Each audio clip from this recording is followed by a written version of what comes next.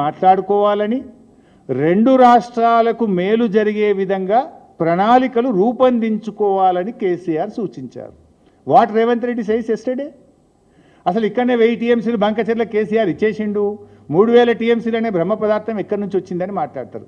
ఇంతకుముందే మీకు నేను చూపించిన 3000 టీఎంసీలు సెంట్రల్ వాటర్ కమిషన్ అధికారిక లెక్కల ప్రకారంగానే అండ్ యావరేజ్ సంవత్సరానికి 3000 సముద్రంలో కలుస్తున్నాయని సిడబ్ల్యూసి చెప్పింది. ఆ రోజు అపెక్స్ కౌన్సిల్లో కేసీఆర్ గారు కృష్ణానది మీద మన వాడకం 1000 టీఎంసీలు మించడం లేదు, 3000 టీఎంసీలు సముద్రంలో కలుస్తున్నాయి కనుక రెండు రాష్ట్రాలు కూర్చొని మాట్లాడుకొని ఇరు రాష్ట్రాలకు ఉపయోగపడే విధంగా ప్రణాళికలు రూపొందించుకుంటే మంచిగా ఉంటుంది అని ఆయన మాట్లాడారు.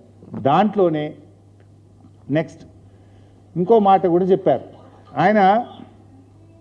రేవంత్ రెడ్డి గారు అదే పేజీలో ఇంకొక లైను ఎజెండా 5లో కేసీఆర్ గారు చెప్పారు, కానీ దాన్ని ఆయన చదవలేదు. చూడండి దాంట్లో ఏం చెప్తారు కేసీఆర్ గారు. అదే పేజ్ కూడా కాదు, వేరే పేజీ కాదు, వేరే మీటింగ్ కూడా కాదు, సేమ్ మీటింగ్ సేమ్ పేజ్.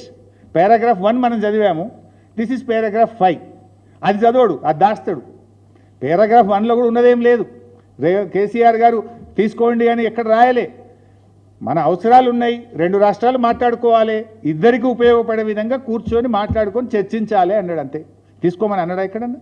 అందులోనే మరింత స్పష్టంగా అదే పేజీలో అదే మీటింగ్లో కింది పారాగ్రాఫ్లో పారాగ్రాఫ్ 1 చదివిండు రేవంత్ రెడ్డి, పారాగ్రాఫ్ 5 కూడా నేను చదివి వినిపిస్తా. Raised objection over the expert committee constituted by government of India to address the issue of diversion of water from Godavari to Krishna river between the two states without prior consultation of Telangana, and pointed out conflict of interest with respect to some members. He requested for reconciliation of committee as already requested. ఇందులో చాలా స్పష్టంగా గోదావరి కృష్ణా నదుల అనుసంధానం విషయంలో తెలంగాణను సంప్రదించకుండా ఎట్టి పరిస్థితుల్లో ముందుకు పోకూడదని, ఒకవేళ వెళ్తే తెలంగాణ అందుకు అంగీకరించదు అని స్పష్టంగా చెప్పారు. అంటే మా అనుమతి లేకుండా ముందుకు పోవడానికి వీల్లేదు, వెళ్తే మేము అంగీకరించాం.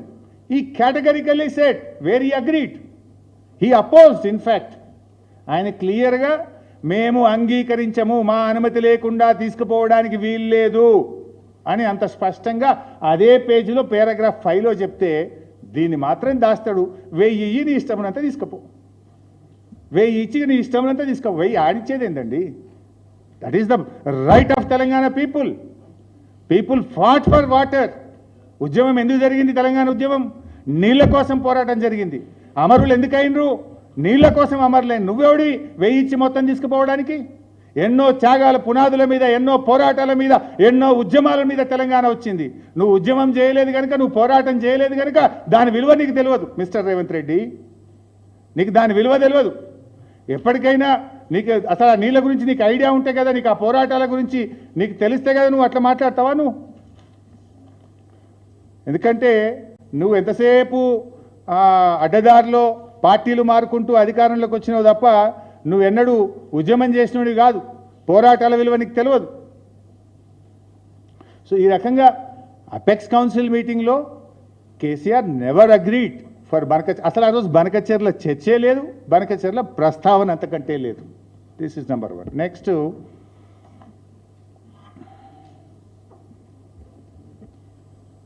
ఇక జగన్మోహన్ రెడ్డి గారితో మీరు మాట్లాడారు అని అదొక బురదలుతాడు. అసలు ఎక్కడన్నా ఎజెండా ఉంటే బయట పెట్టు. ఆ రోజు జగన్మోహన్ రెడ్డి గారితో మాట్లాడింది కూడా ఇదే విషయం. కేసీఆర్ గారు ఆ రోజు చెప్పింది ఏంది? అది ముందుకు పోలే, జగన్మోహన్ రెడ్డి అంగీకరించలే, మనం కూడా ఒప్పుకోలేదు. కేసీఆర్ గారు ఆ రోజు ఏం చెప్పిండ్రు? ఆ రోజు నీళ్లను నాగార్జున సాగర్ టేల్ పాండ్కి తేవాలి, టేల్ పాండ్ నుంచి నాగార్జున సాగర్కి తేవాలి, నాగార్జున సాగర్ నుంచి శ్రీశైలంకి తేవాలి, అంటే నదీ మార్గంగా నీళ్లు తేవాలి అని చెప్పిండ్రు కేసీఆర్ గారు. అట్లా తెస్తే ఏమవుతుంది? నాగార్జున సాగర్ కింద మన ఎడమకాలు ఆయకట్టు ఉంది, నాగార్జున సాగర్ మీద మన హైదరాబాద్ మంచినీళ్ళు ఉంది, శ్రీశైలం మీద మన పాలమూరు ఎత్తిపోతల పథకం ఉంది, మన కల్వకుర్తి ఉన్నది. సో వీటన్నిటికీ లాభం అవుతుంది, మన షేర్ మనం తీసుకోవాలనేటువంటి ఉద్దేశంతో ప్రతిపాదన పెట్టినాం. కానీ ఇవాళ వీలు పెట్టింది ఏంది? నది మార్గం కాదు, తెలంగాణకు టచ్ కాకుండానే అవతలికెళ్ళి బనకచెర్లకెళ్ళి లేపకపోదామని వాళ్ళు చూస్తుండ్రు. దీన్ని ఆపాల్సిన బాధ్యత మనకు లేదా? ఆ రోజు కేసీఆర్ గారు in the interest of Telangana, మనకు ప్రతి 4 ఏళ్లకు 5 ఏళ్లకు ఒకసారి కృష్ణా డ్రై అవుతుంది, కృష్ణాలో నీళ్ళు వస్తలేవు, మంచినీళ్ళకు కూడా ఇబ్బంది అవుతుంది హైదరాబాద్కు. మనకు నాగార్జున సాగర్ ఎడమకాలు ఆయకట్టుకు క్రాప్ హాలిడే ప్రకటిస్తున్నాం, ఇస్తే ఒక పంటకు ఇస్తున్నాం. అందువల్ల నది మార్గంగా నాగార్జున సాగర్ శ్రీశైలంకు తెచ్చుకుంటే సో దట్ ఏదైనా డ్రై అయినప్పుడు కూడా మన రాష్ట్ర వాటా మనం దాంట్లో పొందొచ్చు అనేటువంటిది మన ప్రతిపాదన. దానికి జగన్మోహన్ రెడ్డి అంగీకరించలేదు, ఒక్క అంగుళం ముందుకు పడలేదు. నువ్వేదో రాసి ఇచ్చిండని మాట్లాడుతూ all fake, all non sense, all silly. ఇంకా మాట్లాడతాడు అసలు తెలంగాణలో ఒక్క ప్రాజెక్టు కట్టలేదని మాట్లాడతాడు. అసలు సమైక్య రాష్ట్రంలోనే బాగా పని జరిగిందంటాడు. ఇక అదే ధ్యాస అయినకు ఎంతసేపు అదే ఆ చంద్రబాబు నాయుడు దాంట్లోకి వెళ్ళి బయటకు వచ్చేట్లేడు. సమైక్య రాష్ట్రంలో పని బాగా అయిందట. ఇప్పుడు 2004 నుంచి 14 దాకా కాంగ్రెస్ ప్రభుత్వం అధికారంలో ఉంది, 2014 నుంచి 23 దాకా బీఆర్ఎస్ ప్రభుత్వం అధికారంలో ఉంది. అప్పుడు రాజశేఖర రెడ్డి గారు కాంగ్రెస్ ప్రభుత్వం జలయజ్ఞం అని ఓ పెద్ద కథ పెట్టిండు. ఇదే రేవంత్ రెడ్డి అప్పుడు